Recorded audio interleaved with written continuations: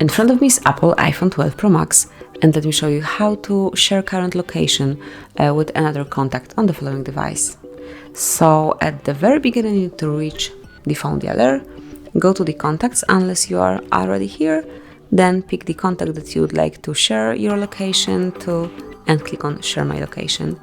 And then decide if you would like to share it just for 1 hour, for 1 day, actually until the end of the day, or if you'd like to share it until you switch off this function manually.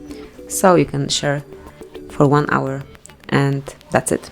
I don't have the internet connection right here, but like if you have it, you will be able to easily do it. So this is it. This is how you can reach share location feature.